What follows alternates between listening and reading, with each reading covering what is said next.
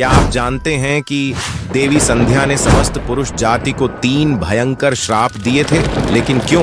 आखिर ऐसा क्या हुआ था जिसने देवी संध्या को क्रोधित कर दिया? क्या ये श्राप आज भी हर पुरुष के जीवन को प्रभावित कर रहे हैं? इसे जानने के लिए नारद मुनि स्वयं भगवान शिव के पास कैलाश पहुंचे और भगवान शिव से देवी संध्या के बारे में जानने की उत्सुकता व्यक्त की। भगवान शिव मुस्कुराए और बोले, हे नारद, देवी संध्या का यह प्राचीन रहस्य ध्यान पूर्वक सुनो, क्योंकि इसे सुनने से अनगिनत पाप नष्ट हो जाते हैं। तो क्या है देवी संध्या का यह रहस्य? जानने के लिए वीडियो को अंत तक जरूर देखें, क्योंकि इस वीडियो में आप ऐसे चमत्कारी रहस्यों को जानेंगे जो आपको अचंभित कर देंगे। इसे अपने दोस्तों और परिवार के साथ जरूर साझा करें ताकि वे भी इस अद्भुत कथा से अवगत हो सकें। और सभी शिव भक्त कमेंट बॉक्स में हर हर महादेव लिखकर अपनी भक्ति प्रकट करें। नमस्कार दोस्तों, एक समय की बात है जब देवर्षि नारद भगवान शिव के दर्शन के लिए कैलाश पर्वत पहुंचे और फिर शिवजी के चरणों में नतमस्तक होकर पूछा, हे प्रभु, मैं यह जानने आया हूँ कि देवी संध्या कौन थी और उन्होंने समस्त पुरुष जाति को कौन सा श्राप दिया था। भगवान शिव ने गंभीर स्वर में कहा, हे नारद, देवी संध्या का यह प्राचीन इतिहास अत्यंत रहस्यमयी और प्रभावशाली है। मात्र इसका श्रवण करने से ही असंख्य पाप क्षण भर में भस्म हो जाते हैं। यह सुनकर नारद मुनि की जिज्ञासा और भी बढ़ गई। उन्होंने विनम्रता पूर्वक कहा, हे प्रभु, मैं इस कथा को पूरी श्रद्धा से सुनूंगा। कृपा कर इस रहस्य से मुझे अवगत कराइए। तब भगवान शिव ने नारद मुनि को देवी संध्या की दिव्य और रहस्यमयी कथा सुनाना प्रारंभ किया। हे नारद, जब सृष्टि का आरंभ हो रहा था तब ब्रह्मा जी कमल के आसन पर विराजमान होकर गहन ध्यान में लीन थे। तभी उनके मन में सृष्टि की रचना करने की इच्छा उत्पन्न हुई। जैसे ही यह इच्छा प्रकट हुई, उनके मन से एक अद्भुत त्रिभुवन सुंदरी कन्या प्रकट हुई। उसकी सुंदरता अद्वितीय थी और उसका मोहक स्वरूप देखकर समस्त ब्रह्मांड मंत्रमुग्ध हो गया। क्योंकि ब्रह्मा जी के मन से उत्पन्न हुई थी, इसलिए वह उनकी मानस कन्या कहलाई। भगवान शिव ने आगे कहा, हे नारद, क्योंकि ब्रह्मा जी ध्यानावस्था में थे और उसी दौरान यह कन्या प्रकट हुई, इसलिए उसका नाम संध्या रखा गया। जब ब्रह्मा जी ने अपनी ध्यान मुद्रा से नेत्र खोले और उस अनुपम सुंदर कन्या को देखा तो क्षण भर के लिए उनका मन विचलित हो उठा। संध्या का मोहक रूप इतना अद्वितीय था कि ब्रह्मा जी भी उसके प्रभाव से बच नहीं सके और उनके भीतर कामभाव जागृत हो गया। जैसे ही ब्रह्मा जी की ऐसी कुपित दृष्टि संध्या पर पड़ी, उसका दिव्य तेज क्षीण हो गया। यह देखकर संध्या अत्यंत दुखी हो गई और उस स्थान को तत्काल छोड़कर चली गई। भगवान शिव ने आगे कहा, हे नारद, यह जान लो कि ब्रह्मा जी के मन में किसी भी प्रकार का विकार उत्पन्न नहीं हो सकता, परंतु प्रभु की लीला अपरंपार है। सृष्टि के प्रवाह को गतिमान रखने के लिए उन्होंने स्वयं ब्रह्मा जी के मन में यह विकार उत्पन्न किया। इसी दिव्य लीला के प्रभाव से क्षण भर के लिए ब्रह्मा जी के भीतर काम भाव जागृत हुआ, परंतु इस घटना के पीछे एक गूढ़ रहस्य छिपा था, समस्त मानव जाति के कल्याण की योजना। अब हे नारद, इस रहस्यपूर्ण लीला को ध्यान पूर्वक सुनो।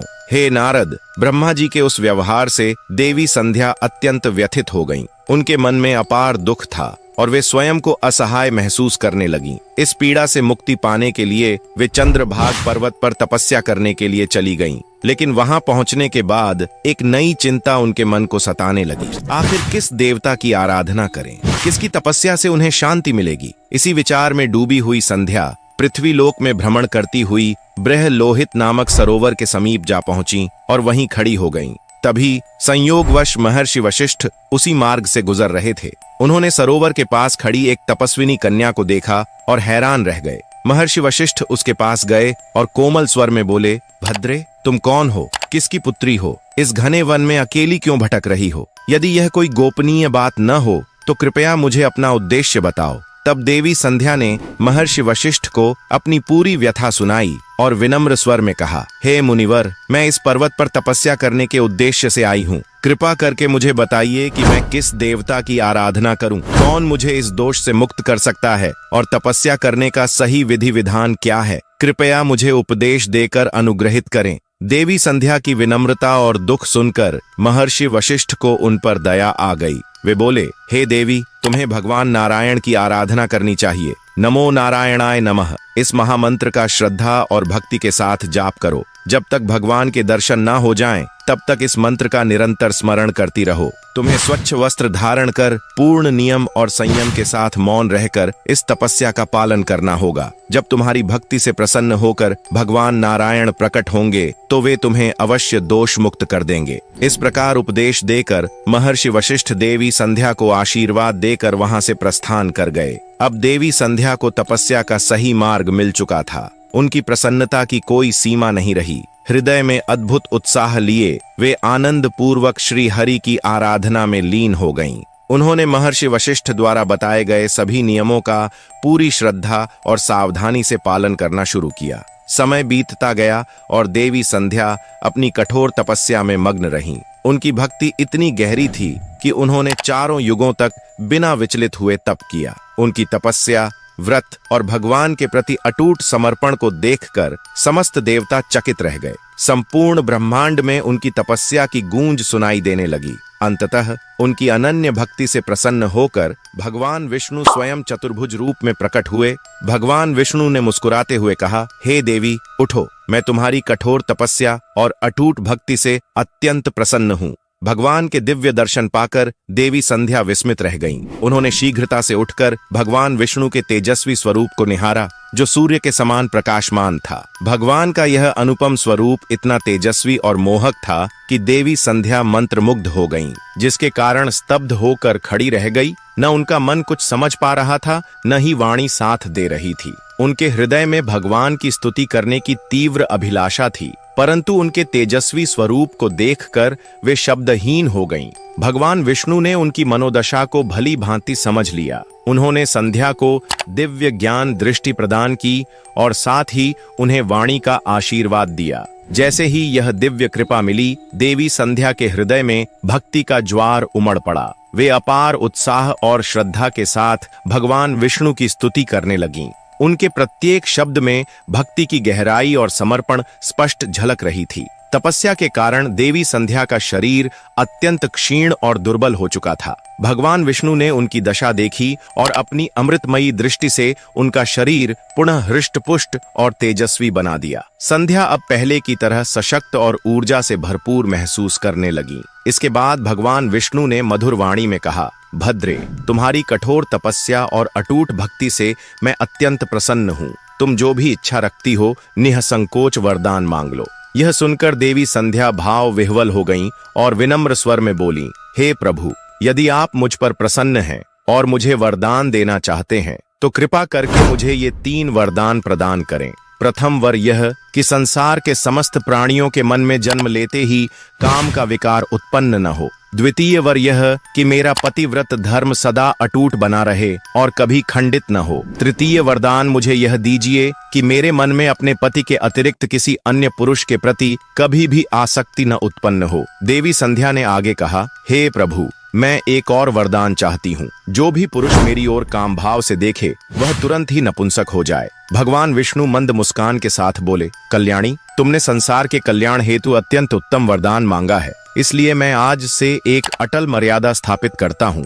आज से कोई भी प्राणी जन्म लेते ही काम वासना से युक्त नहीं होगा। मनुष्य के जीवन की 4 अवस्थाएं होंगी, बाल्य, कौमार्य, यौवन और जरा। इनमें केवल कौमार्य अवस्था के अंत में ही काम भाव उत्पन्न होगा। तुम्हारे तप और सतीत्व की महिमा तीनों लोकों में गूंजेगी। तुम्हारे पति के अतिरिक्त यदि कोई अन्य पुरुष तुम्हें काम भाव से देखेगा तो वह तत्काल नपुंसक हो जाएगा। भगवान विष्णु ने आगे कहा, हे देवी संध्या, तुम्हारे पति अत्यंत भाग्यशाली, तपस्वी और दिव्य गुणों से युक्त होंगे। वे न केवल सुंदर और तेजस्वी होंगे बल्कि तुम्हारे साथ 7 कल्पों तक जीवन यापन करेंगे। तुमने जो भी वरदान मांगे मैंने वे सभी प्रदान कर दिए। अब मैं तुम्हारे मन की बात कहता हूँ। पहले तुमने अग्नि में अपने शरीर को त्यागने की प्रतिज्ञा ली थी। यह प्रतिज्ञा तुम्हें इसलिए करनी पड़ी क्योंकि ब्रह्मा जी की दृष्टि तुम पर पड़ी थी। हालांकि तुम पूर्णतः निर्दोष थीं, फिर भी यह घटना तुम्हारे मन में एक बोझ बन गई। लेकिन हे देवी,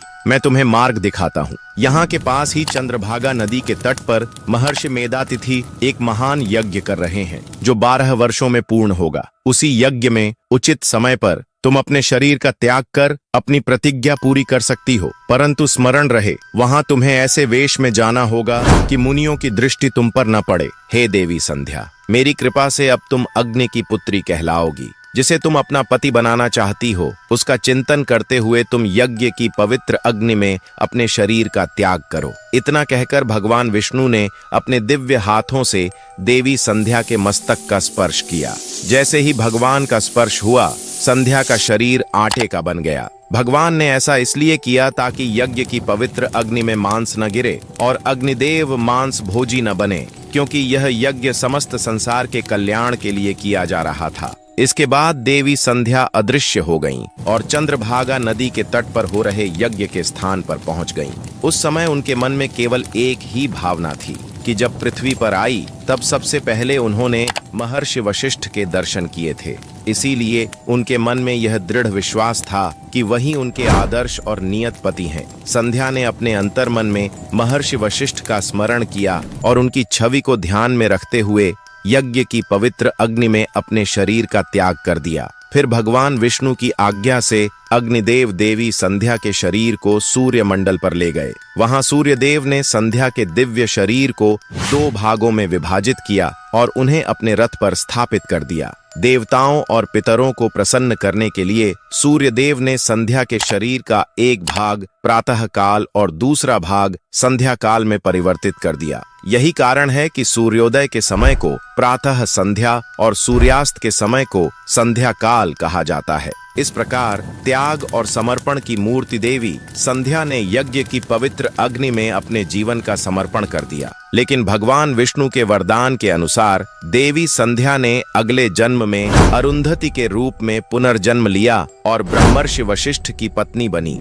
भगवान शिव ने मुस्कुराते हुए कहा, हे नारद, इस प्रकार देवी संध्या के तप और त्याग के कारण ही संसार में जन्म लेने वाला प्रत्येक प्राणी प्रारंभ में काम वासना से रहित होता है। जब तक वह कौमार्य अवस्था तक नहीं पहुंचता, तब तक उसके मन में किसी भी प्रकार की काम भावना उत्पन्न नहीं होती। यह सृष्टि की एक दिव्य व्यवस्था है जो संध्या के कठोर तप और भगवान विष्णु के वरदान से स्थापित हुई है। इसके बाद भगवान शिव ने कहा, हे नारद, मैंने तुम्हें देवी संध्या के जीवन का संपूर्ण चरित्र सुना दिया। उनका त्याग, उनकी भक्ति और उनके द्वारा स्थापित मर्यादाएं युगों युगों तक अमर रहेंगी। देवर्षि नारद ने श्रद्धा से भगवान शिव को प्रणाम किया और भाव विह्वल होकर बोले, हे प्रभु, आपने मुझे देवी संध्या की इस पावन कथा सुनाकर मुझ पर महान उपकार किया है। उनके चरित्र को सुनकर मैं कृतार्थ हो गया। तो दोस्तों, अगर आपको यह कहानी रोचक लगी और आप ऐसी ही अद्भुत पौराणिक कथाएं सुनना चाहते हैं